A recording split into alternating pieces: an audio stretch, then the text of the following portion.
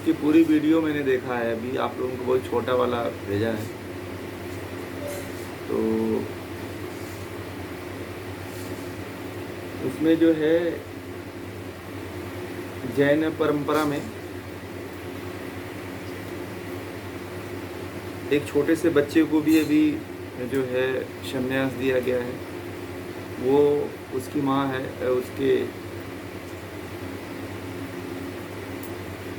एकदम 10 या 8 या 9 साल का बच्चा है, उसको भी संन्यास दिया गया है।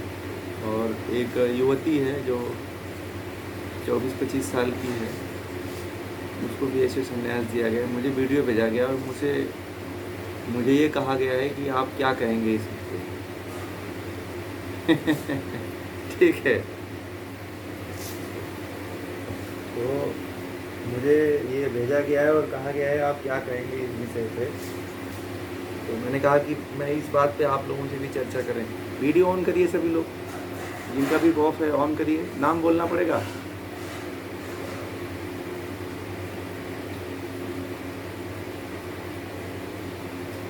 ठीक है, जिनका बाहर है, जिनको समस्या है उनका ठीक है। जो नहीं ऑन किए उनको नाम बोलना पड़ेगा। अब नाम बोलेंगे तब आप लोग ऑन करिएगा। तो एक ऐसा विषय है, देखिए इन विषयों पे बोलना नहीं चाहिए। परंतु फिर भी अब ऐसा विषय है, आध्यात्म से संबंधित है, धर्म से संबंधित है, परंपराओं से संबंधित है, इसलिए बोल रहे हैं इस विषय पर। ज़्यादा देर तक बात नहीं करेंगे, फिर भी मैं कुछ इसमें बताना चाहूँगा आप लोगों को। जैन परंपरा में जब माँ बाप जैन साधु के पास जाते हैं तो वो जब बच्चा देखते हैं जैन साधु, तो बचपन से ही माँ से मांग लेते हैं, पिता से कह देते हैं कि तुम अपने बच्चे को हमें सौंप दो, संन्यास दिला दो। ठीक है, अभी से पहले मैं लगभग, मेरे पास इसे बहुत से ऐसे वीडियो आते हैं, लोग भेजते रहते हैं। और बहुत बड़े बड़े जिनके पास अरबों करोड़ों की संपत्ति है, हजारों करोड़ की संपत्ति जिनके पास पड़ी हुई है, वो लोग भी संन्यास ले रहे हैं। तो ये क्यों ऐसा दिखाया जा रहा है? ये तो यही है कि धर्म को, आध्यात्म को बढ़ावा देने के लिए। परंतु मैं जो विचार करता हूँ और जहाँ तक मैं देखने का प्रयास करता हूँ, तो महावीर को देखने की कोशिश मैं करता हूँ। महावीर जो है, महावीर का वैराग्य स्वाभाविक था, महावीर का घर से निकलना स्वाभाविक था, महावीर का जो है वैराग्य धारण करना और सन्यासी बनना उनके आत्मा का संस्कार कि वो सन्यासी बन गए। परंतु क्या उसके पीछे जितनी परंपराएं चली आ रही हैं, और एक 8 साल का बच्चे के अंदर कौन सा वैराग्य उत्पन्न है?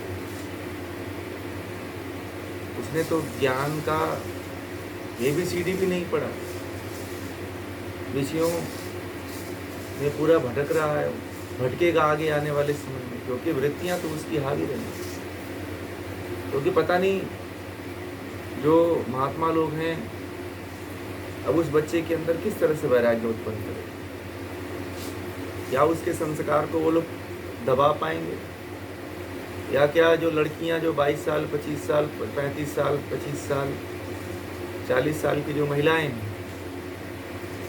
उनको भी संन्यास दे रहे हैं। तो मेरे कहने का मतलब यह है कि महावीर जब जन्म लिए थे तभी से उनके अंदर वैराग्य का हिलोरे मारता रहता था उनके अंदर। परंतु क्या इस तरह से जोश होश में संन्यास बनना उचित है, सन्यासी बनना उचित है? मुझसे ये पूछा गया था, तो मैंने कहा कि ये तो उचित नहीं है। क्योंकि पहले ये व्यवस्था ये होनी चाहिए कि पहले ज्ञान दिया जाए और ज्ञान में इतना वो परिपूर्ण हो जाए और उनके अंदर वैराग्य पूरा प्रगाढ़ हो जाए, संसार सांसारिकता के प्रति वैराग्य हो जाए, तो वह संन्यास में जाए तो कुछ समझ में आता है। परंतु इस तरह से तो एक बस केवल देखा देखी जो है, कुएं में कूदने जैसी बात है।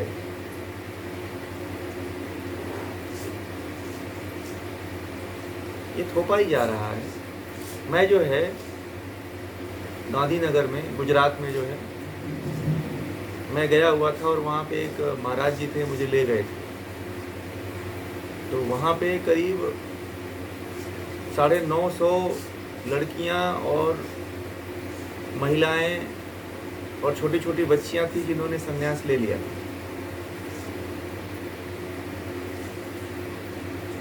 मैं इतनी बड़ी संख्या देखा, पहली बार जीवन में देखा, और इतनी बड़ी संख्या में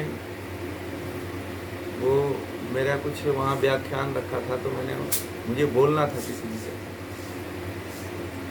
असल में आध्यात्म का ही विषय था एक, तो वह जीवन विद्या और सांख्य पे मुझे बोलना था, ठीक है। तो उसमें से बहुत सी सन्यासिनी जो थी वहाँ पे, वो अभी जीवन विद्या से जुड़ रही थी। तो वहाँ के जो महाराज जी थे वो हमें ले गए थे, तो बोले कि आपको बोलना है। तो मैं तो बोलता रहा और देखता रहा वहाँ पे। थोड़ा सा मुझे बात करने का, प्रश्न करने का वहाँ पे अवसर भी मिला। तो जब मैंने उनसे बहुत से प्रश्न किए, 2-4 प्रश्न मैंने पूछने का प्रयास किया उनसे, जो वहाँ पे पहले से आध्यात्म में पहुँचे हुए थे। तो मुझे अंदर से बड़ा आत्मग्लानि हुई कि मैंने उनको क्यों पूछ लिया। इसलिए कि वह मेरे किसी भी प्रश्न का उत्तर सही तरीके से नहीं दे पा रहे थे, और जिनको संन्यास लिए हुए 20-20 साल हो गया था, और जिस सांख्य और की बात मैं कर रहा था, जिस आत्मा की बात मैं कर रहा था, जिस प्रकृति की बात कर रहा था, जिस ईश्वर की बात कर रहा था, वो उनसे बहुत कोसों दूर था। संन्यास के पथ पे निकल तो गए थे, परंतु जीवन क्या है, जीवन की वास्तविकता क्या है, सत्यता क्या है, उनको कहाँ जाना है, एक मुझे जहाँ तक लगता था कि उसके नियम और कानून को पूरा करने में ही उनका पूरा का पूरा जीवन बीत जाता है। उनके तपस्या में ही एक तप होता है जो क्रियात्मक रूप का होता है, क्रियात्मक होता है, बस उसमें कार्य किया जाता है, कुछ न कुछ सेवा किया जाता है, कुछ ये काम किया जाता है, कुछ वो काम किया जाता है। तो बड़ा महत्वपूर्ण विषय है, आध्यात्म से जुड़ा हुआ है। तो मैं इस पर सोचा कि आप लोगों से बात करूंगा इस पर। तो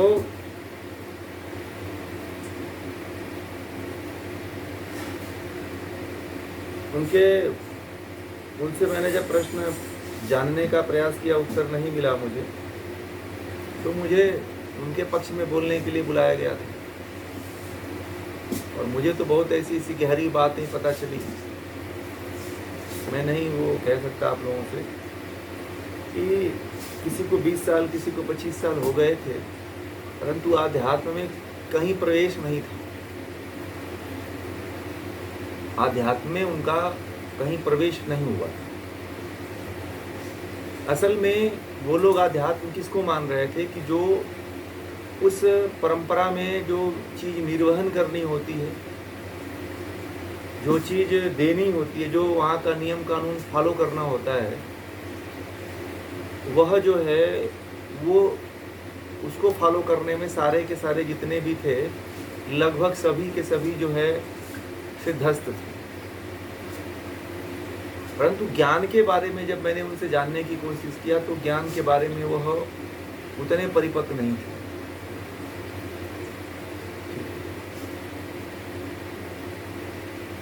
तो ज्ञान जो है आंतरिक प्रगाढ़ रूप में उनको दिया भी नहीं गया था। मैंने और भी पूछा कि आपसे क्यों, क्या इस तरह का प्रश्न नहीं, या ये चीज़ें नहीं बताई जाती हैं, ये चीज़ें नहीं पढ़ाई जाती हैं। तो उनको यही था कि गुरु का, जब बड़े गुरु का आदेश होता है और वह जब गुरु आदेश करता है तब आप किसी चीज़ को पढ़ सकते हैं। यदि मैं वहाँ ज्ञान दे भी रहा हूँ तो वह जो उनको गुरु उनको दीक्षा दिया है, जो उनको संन्यास दिया है, उसी गुरु का सुन करके वो लोग फिर ऐसा करेंगे। कि मान लीजिए कि मैंने कोई पुस्तक दे दिया, तो वो पुस्तक वो तब तक नहीं पढ़ेंगे जब तक कि उनको गुरु का आदेश नहीं मिले। इतने कर्मकांडता उनमें रहती है।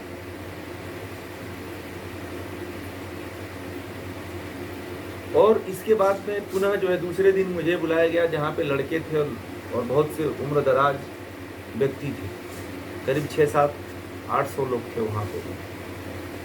तो वहाँ पे भी मैंने यही काम पूछा, यही चीज़, यही प्रश्नों को मैंने उठाया। तो जो महाराज जी थे वो मुझे ले गए थे, आप सबसे यही पूछ रहे हो। तो मैंने कहा कि महाराज जी, मैं ये जानना चाहता हूँ, ये तो मैं बता रहा हूँ, ज्ञान दे रहा हूँ, तो ये मेरे पास ज्ञान है, जानकारी है इसकी, तो मैं उनको ज्ञान देना चाहता हूँ। बोले कि सही बात है, परंतु वो महाराज जी मुझे ले गए थे, वो कहे कि जो आप ज्ञान बता रहे हो, यह ज्ञान तो मुझे मेरे गुरु ने भी नहीं दिया। जो उनका गुरु था, और उनकी उम्र करीब 70 के करीब थी, 70-71 साल हो गई थी, जो मुझे ले गए। तो उन्होंने भी कहा कि यह ज्ञान तो मुझे गुरु ने भी नहीं दिया है, जो आप ज्ञान दे रहे हो।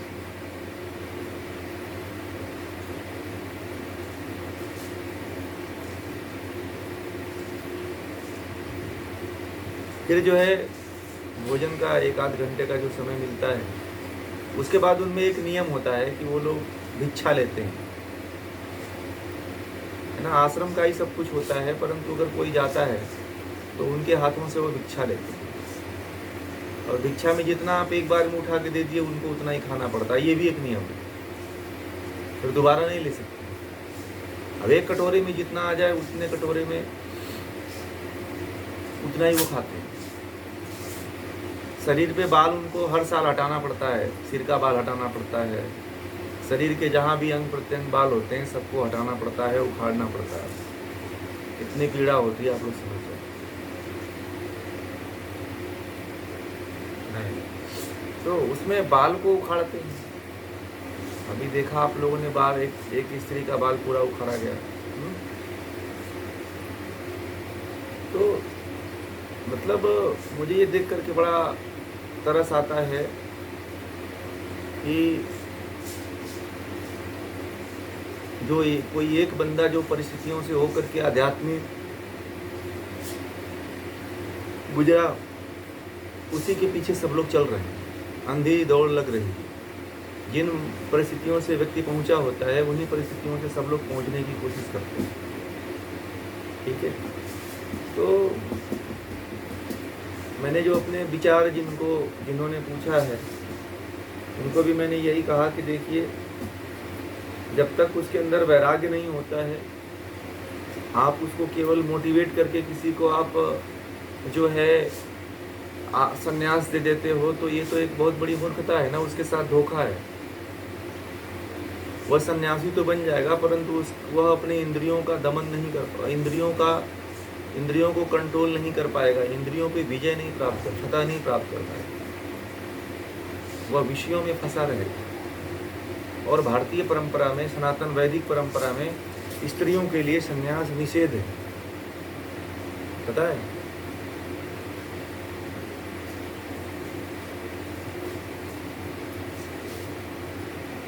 स्त्रियों के लिए संन्यास निषेध है, संन्यास नहीं ले सकती।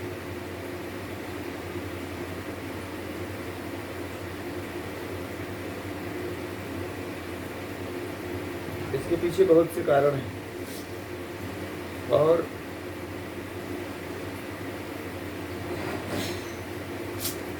संन्यास मन से थोड़ी होता है, मन तो जड़ होता है।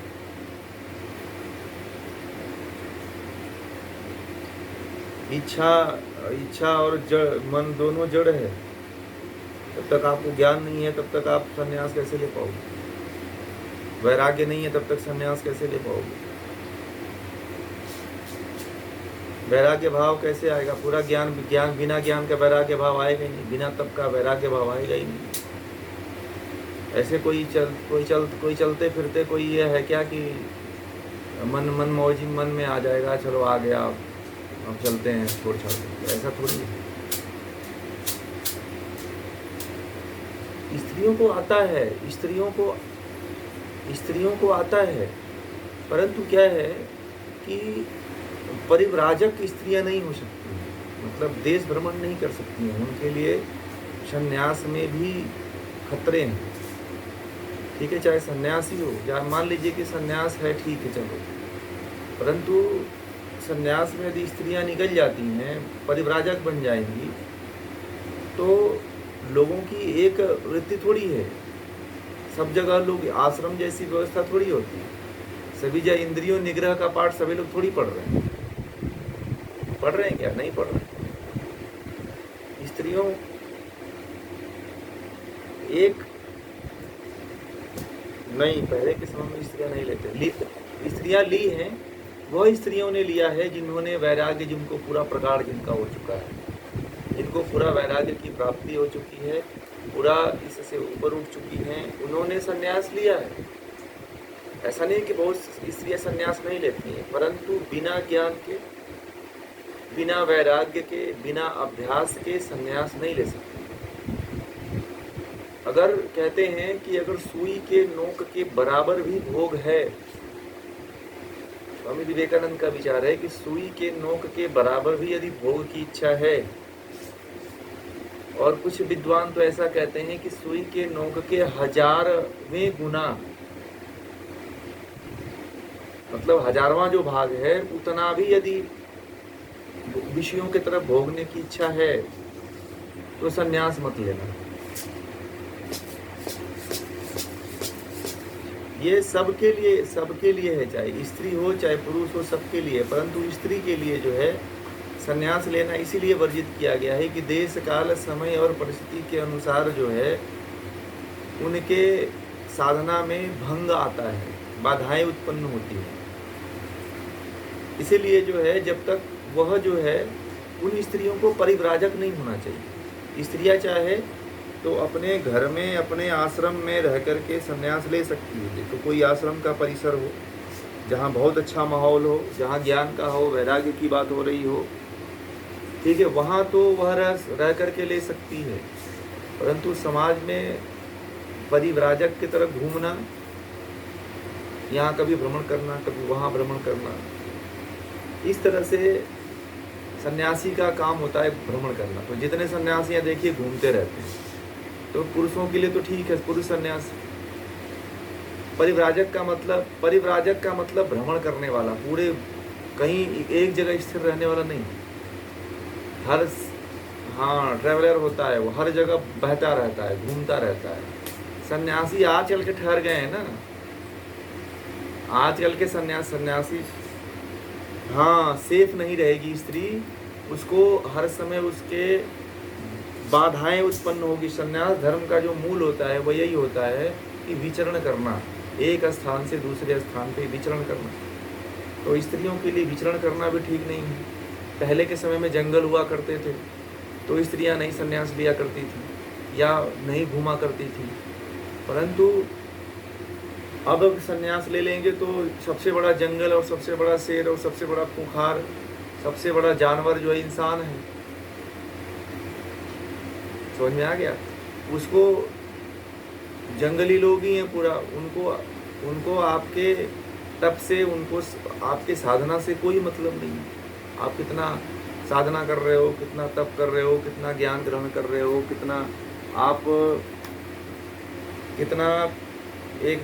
कितना आप जो है साधना कर रहे हो, कितना आप अपने आप को संयमित रख पा रहे हो, ये उनके अंदर नहीं होता है विचार। वो आपको उसी दृष्टि से देखते हैं जो उनके पास चश्मा होता है।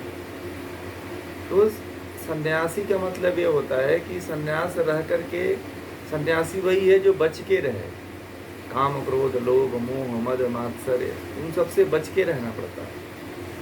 ठीक है। और पुरुष के लिए जो है यह चीज़ें थोड़ा सा इसीलिए कही जाती है, इसमें ये भेद नहीं है, आप लोग दूसरे भाव से मत लेना कि स्त्री और पुरुष का ये भेद यहाँ पे नहीं है। स्त्रियों के सेफ के लिए शास्त्रों में कहा गया है कि स्त्रियां जो है जब तक चाहे किसी भी पद पे चले जाएं, चाहे किसी अवस्था में है, उनके लिए खतरा बरकरार रहता है। ठीक है ना, क्योंकि हर समय में हर तरह के राक्षस लोग हैं इस समाज में। एक व्यक्ति है जो आपको बहुत अच्छी भावना से देख रहा है, एक व्यक्ति है जो आपको बहुत बुरी भावना से देख रहा है। ठीक है।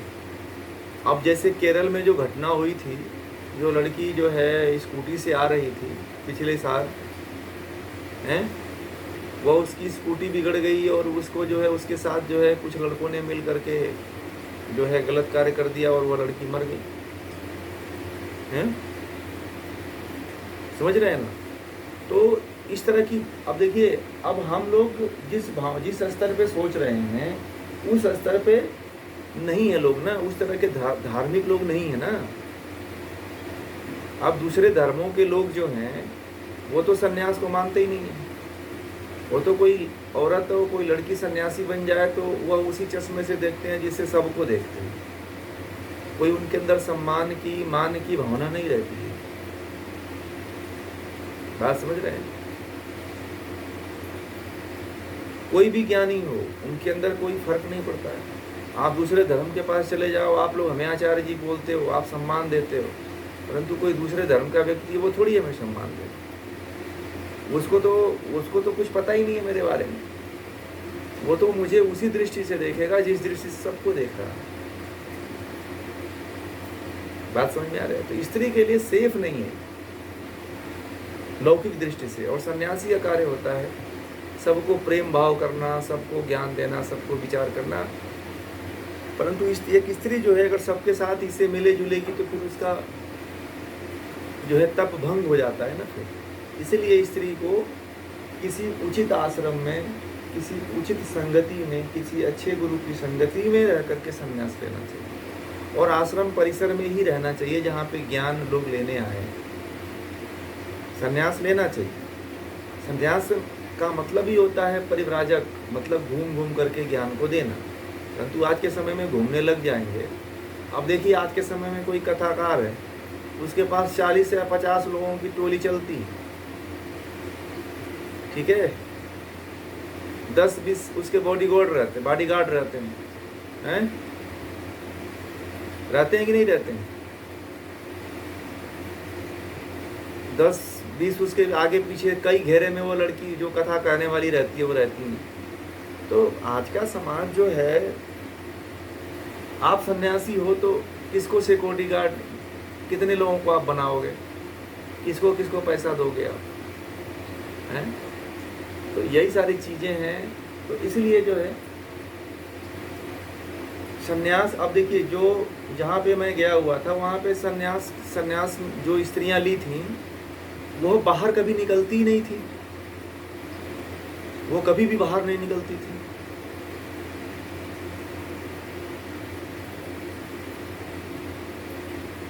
उनके यहाँ अगर किसी को ज्ञान देने जाना होता है तो खुद जाना पड़ता है। मुझे खुद जाना पड़ा, क्योंकि वो सन्यास कोई 30 साल से लिया है, कोई 20 साल से लिया है, कोई 10 साल से लिया है, कोई 15 साल से लिया है, परंतु फिर भी हमारे पास वो नहीं आ सकते। मुझे खुद जाना पड़ता है।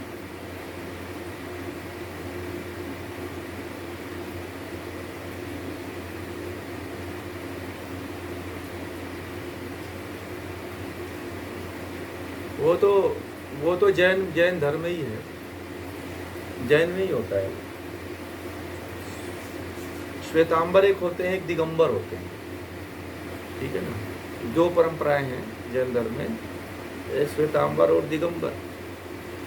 असल में ये लोग, ये कोई गैर धर्म नहीं है, अपना ही है, परंतु अपने ही लोग हैं। परंतु बात क्या है कि थोड़ा सा बस ज्ञान का ऊंचा नीचा फर्क हो जाता है बस। यही चीज़ है ना कि सही ज्ञान न मिलने के कारण जो है परंपराएं जो चलेंगी वह जो है विपरीत दिशा में बह जाएंगी। बात समझ में आ गया?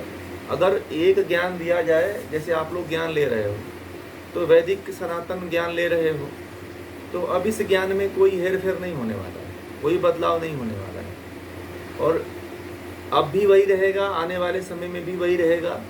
इसमें कोई हेर फेर कोई बदलाव नहीं होने वाला है। बात समझ में आ रही है? तो ऐसा होगा। परंतु अन्य जो धर्म हैं उसमें जो उनके गुरु चल चुके हैं उस रास्ते पे, उसी रास्ते पे चेला भी चलेंगे। परंतु हम लोग जिस रास्ते पे चल रहे हैं उसमें कोई भी व्यक्ति गुरु के बन जिस तरह से गुरु रहा है उस तरह से नहीं चलेंगे। जो सनातन रास्ता है उस पे चलेंगे वो लोग, ठीक है? कोई गुरु पानी में गिर गया और मर गया तो ऐसा नहीं कि सारे चेले पानी में गिर के मरेंगे। बात समझ में आ गया? नहीं, उनका कर्तव्य है कि ये बताया गया है शास्त्र में। पता है आप लोगों को महर्षि पाणिनि कैसे मरे थे? महर्षि पाणिनि को शेर खा गया था। महर्षि जमदग्नि को कौन खाया था पता है? हाथी ने कुचल दिया था। बताया आप लोगों को? महर्षि पाणिनि को शेर खा गया और जमदग्नि ऋषि को हाथी ने कुचल दिया, कुचल के मार डाली। हाँ, सच्ची घटना है। तो बताइए, वो हम ही लोगों की परंपरा से हैं, तो क्या वो अब उनके अनुसार सब लोग मर रहे हैं? नहीं ना। तो क्या है, ये भी वैदिक परंपरा के ऋषि रहे हैं सब लोग, तो उनकी तरह सब अनुयायी मर थोड़ी रहे हैं, नहीं मर रहे हैं ना। वो तो जो उन्होंने ज्ञान दिया उस रास्ते पे हम लोग चल रहे हैं। बात समझ में आ गई?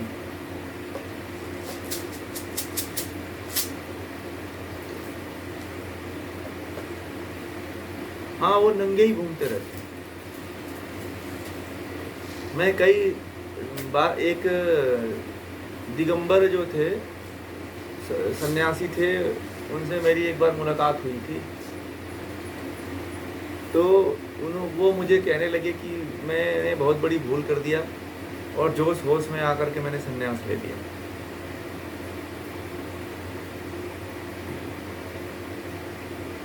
मैंने कहा कितने साल में लिए थे?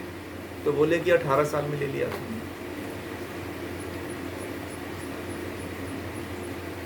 ये तमाम चीज़ें जाननी चाहिए, जानना बहुत ज़रूरी है, इसलिए मैं थोड़ा इसके ऊपर चर्चा किया, क्योंकि आध्यात्मिकता का बहुत बड़ा ह्रास हो रहा है। व्यक्ति को ज्ञान भी नहीं हो पा रहा है, व्यक्ति को किधर जाना है ये भी नहीं उसको पता चल पा रहा है, और उस व्यक्ति का क्या हो रहा है, सत्यानाश हो जा रहा है, वह व्यक्ति कहीं का नहीं हो पा रहा है। तो ये बहुत बड़ी बड़ी समस्याएं हैं जो आप लोगों को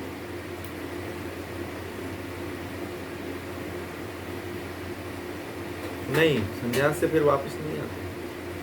वही एक रास्ता है। अब जिस रास्ते को एक बार आपने अपना लिया तो उसमें अब जीना है, मरना है, बस जो भी करना है सब उसी में करना है। और दूसरी चीज वो लोग नहाते नहीं हैं। बताया आप लोगों को? वो लोग स्नान नहीं करते हैं, कपड़े से पोंछ लेते हैं बस, वो भी गर्म पानी से।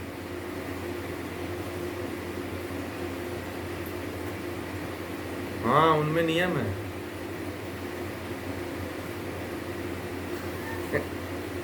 उससे छोटे छोटे जीवों की हत्या होती है, ऐसा मानते हैं वो लोग। और सबसे बड़ी बात,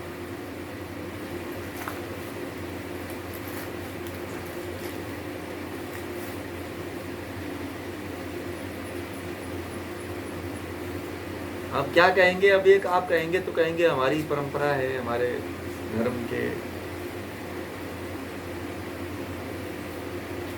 ये कठिन इसीलिए है कि वो लोग, उन लोगों की जो परंपरा है और वो जो परंपरा बनाई गई है उसी परंपरा पे वो लोग चलते हैं। कठिन नहीं है, कठिन वो लोगों ने बनाया है, ठीक है?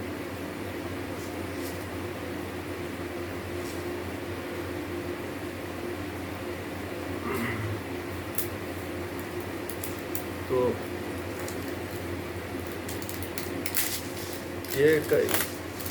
ये पहले हम बता चुके हैं, वीडियो जाके देखिए। ये कई बार इसकी चर्चा मैं कर चुका हूँ, वीडियो को थोड़ा देखिए आप। इस पे बहुत सी वीडियो मैंने बोल चुका हूँ, बहुत पहले कई वीडियो बोल चुका हूँ इस पर कि जैन धर्म कैसे प्रारंभ हुआ, कब प्रारंभ हुआ, कौन उसको प्रारंभ किया था, कहाँ से प्रारंभ हुआ था। जैन धर्म का प्रारंभ जो है उद्धव जी से हुआ था। भगवान श्री कृष्ण के चचेरे भाई उद्धव जी थे, उद्धव जी से ही हुआ था जैन धर्म का प्रारंभ। और उसके बाद उनके गुरु होते चले गए, एक के बाद दूसरा, दूसरे के बाद तीसरा, तीसरे के बाद चौथा, इस तरह से गुरु होते चले गए।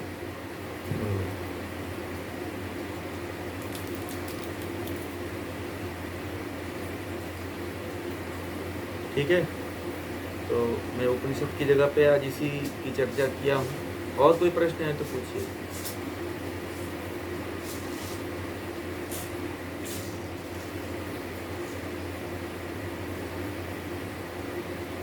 हाँ।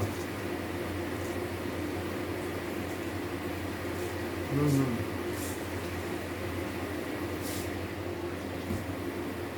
हम्म। पंचभूत पंच पंचभूत की साधना यदि आप कर लेंगे ना, तभी शरीर से आप छूट पाएंगे। जैसे शरीर में जो अहम है आपका, कि ये जो सब कुछ मेरा है, मेरा हाथ है, मेरा कान है, मेरा बाल है, मेरा सिर है, ये पूरा शरीर मेरा है। जो ये अहंकार भाव आपने पाल रखा है, जो ये विचार आपने अपने मन में जन्म जन्मों से, हजारों शताब्दियों से जो आपने यह विचार कर रखा है, यह भाव और यह जो दृढ़ता है वो तभी हटती है जब आप पंच महाभूत साधना करते हो। ठीक है, पंच महाभूत साधना अगले ध्यान का टॉपिक यही रहेगा। जो अगला ध्यान करवाएंगे तो वो कम से कम 5 दिन का रहेगा, क्योंकि एक दिन में जो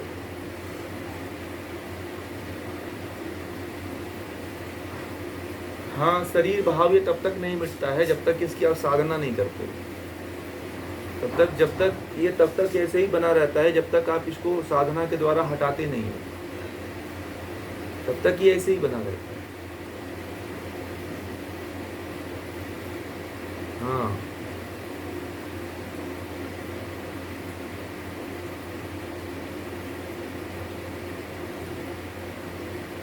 ये प्रकृति हाँ, ये प्रकृति का ही ध्यान है, परंतु ये विशेष रूप से इसको अलग से किया जाता है।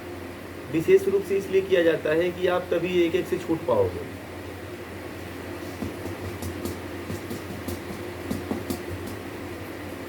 हाँ, और ये जो है ना, ये जो पंच महाभूत जो साधना है, ये आपके करोड़ों जन्मों का जो संस्कार है, करोड़ों जन्मों की जो दृढ़ता है ना, उसको तोड़ेगी। जो करोड़ों और अरबों जन्मों की जो आपके अंदर दृढ़ता बनी हुई है, जो भाव बना हुआ है, जो विचार बना हुआ है, इसको तोड़ने का काम करेगा ये पंच महाभूत साधना।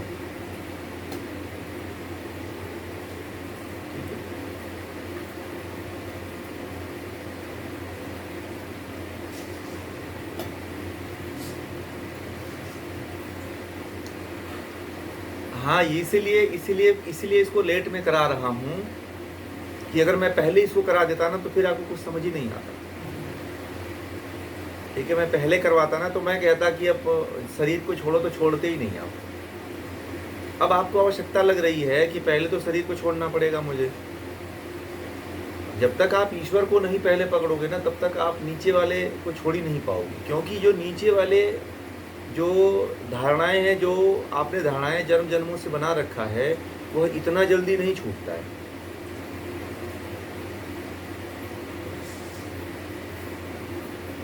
नीचे वाली धारणा को छोड़ने में बहुत समय लग जाता है, बहुत काफ़ी मेहनत करनी पड़ जाती है। मैं अभी आपसे कह दूं कि आप पूनम हो, फिर मैं कहूं कि आप पूनम नहीं हो, तो क्या कहोगे? आपके अंदर तो 40-50 साल से यही घर बना रखा है ना कि मैं तो पूनम हूं। अपने आप को क्या कहते हो? पूनम। मैं पूनम हूं, यानी कि आप अभी अहंकार जीवित है, मतलब अभी मैं है आपके अंदर, अभी मैं मिटा नहीं, मैं पूनम हूं, यानी कि अहंकार है। और उसके पीछे जो है 5 महाभूत हैं, ये 5 तन्मात्राएं हैं, और 5 तन्मात्राओं के बाद जो है 5 महाभूत हैं। तो इतना जल्दी नहीं छूट पाता है।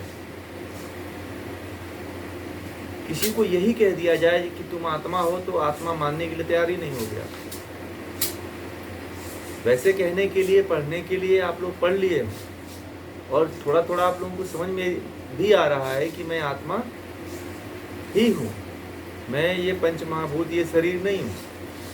फिर भी यदि छोड़ने के लिए कहा जाए तो आप नहीं छोड़ पाओगे।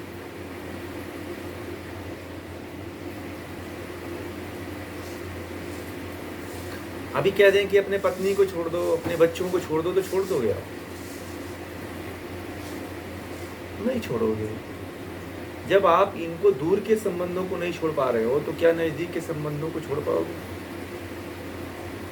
क्या इस शरीर से अपने आप को छोड़ पाओगे? नहीं छोड़ पाओगे। यह इतना घनिष्ठ है ना कि कहने के लिए, सुनने के लिए तो ये बात सब लोग कह देते हैं, सुन लेते हैं, परंतु छोड़ने के लिए कहा जाए तो नहीं हो पाता है। और इसके लिए एक बहुत गहन साधना की आवश्यकता होती है, इसके लिए एक लंबी साधना की आवश्यकता होती है, तब जाकर के छूटता है। अभी आप अपने आप को अग्नि कहते हो, वायु कहते हो, आकाश कहते हो, पृथ्वी कहते हो, जल कहते हो। आप लोगों के शरीर में ये 5 तत्व हैं कि नहीं है ना? ये आप लोगों के शरीर में ये 5 तत्व है ना, ये 5 तत्व विद्यमान है। आप लोगों को छोड़ने के लिए कहा जाए तो आप नहीं छोड़ पाओगे।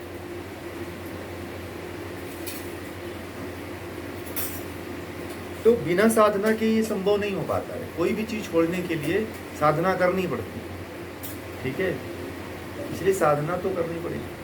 ये ध्यान है, और ध्यान में जाकर के ही ये संभव हो पाएगा कि आप लोग छोड़ पाओगे। बिना ध्यान के तो नहीं संभव हो पाएगा, ठीक है?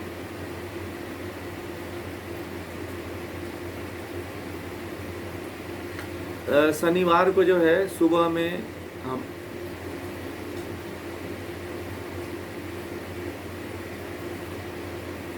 पहले ध्यान करेंगे, तब आपके अंदर वैराग्य धीरे धीरे, गहरा वाला वैराग्य उत्पन्न होगा, है ना? जैसे योग दर्शन में कहा गया है कि जो आप जिस चीज़ का ध्यान करते हो उसके प्रति जो है मोह भंग हो जाता है, उसके प्रति ही जो है वैराग्य उत्पन्न हो जाता है, राग खत्म हो जाता है। मतलब जैसे जिसके साथ आप रह रहे हो ना, जिसके साथ रह रहे हो उसके साथ राग कुछ दिन तक रहता है, राग खत्म हो जाता है। जैसे मान लीजिए, सब लोगों को एक्सपेरिमेंटल बात बता रहा हूँ, सब लोग अपने पति के साथ रह रहे हो ना, तो जब शादी हुई थी तो संबंध कैसा था? बड़े अच्छे थे। और अब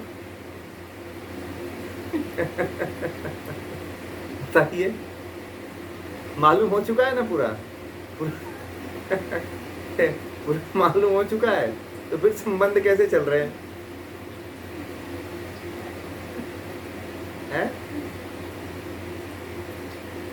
बस खींच के चला लो, घिसी पिटी चल रहा है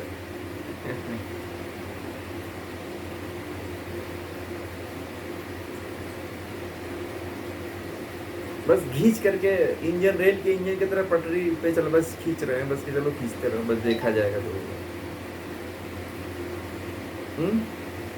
ऐसे ही जो है, जब ध्यान करोगे ना आप, तो जो जिस ध्यान में आपको आनंद आने लगेगा ना, फिर उससे ही वैराग्य होने लगेगा। देखना, एक आदमी जो है ना, आदमी चाहे हर मनुष्य की, प्राणी की जो है बच्चे वाली आदत गई नहीं है। हर कोई किसी से खिलौने की तरह खेल रहा है। बच्चा जो है, एक खिलौना दे दीजिए तो 10 मिनट से ज़्यादा उस खिलौने से नहीं खेल सकता है। बोलिए,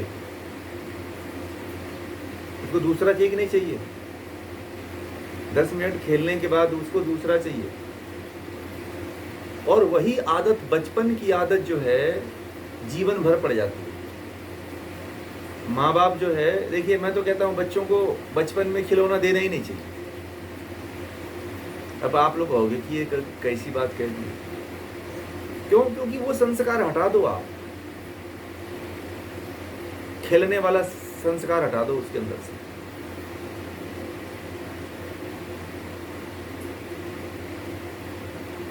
अभी वही तो मैं बता रहा हूँ, ध्यानपूर्वक सुनिए। तो खेलने वाला 10 मिनट का जो भाव है बच्चे को, आप एक के बाद दूसरा दे रहे हो, तीसरा दे रहे हो, चौथा दे रहे हो, तो इस तरह से देना बंद कर दो, तो वह उसके पास विकल्पों की कमी हो जाएगी। जब विकल्पों की कमी हो जाएगी तो एक में ही वह रम जाएगा। और ये बताइए, आप लोग बड़े हो गए हो परंतु आदत वही है। बोलिए, उस आदत में कोई अंतर आया? उस समय गुड्डे गुड्डी वाले खिलौने से खेल रहे थे, अब बड़े होने के बाद जीवित गुड्डा गुड्डी से खेल रहे हैं, है कि नहीं?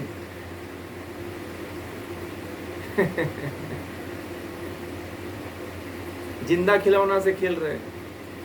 तो चाहे स्त्री हो चाहे पुरुष हो, वह देखना कुछ दिनों के बाद एक दूसरे से ऊब जाते हैं, तो वो कुछ दूसरा चाहिए। क्यों? दूसरा व्यक्ति नहीं चाहिए, परंतु कुछ विकल्प दूसरा चाहिए। फिर तो उसको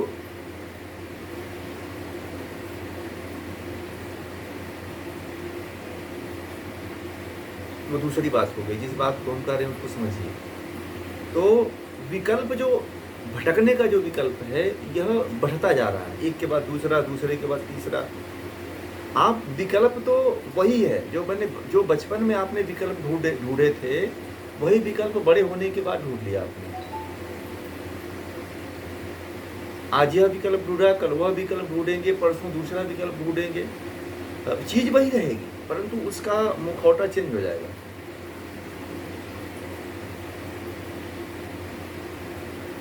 समझ रहे?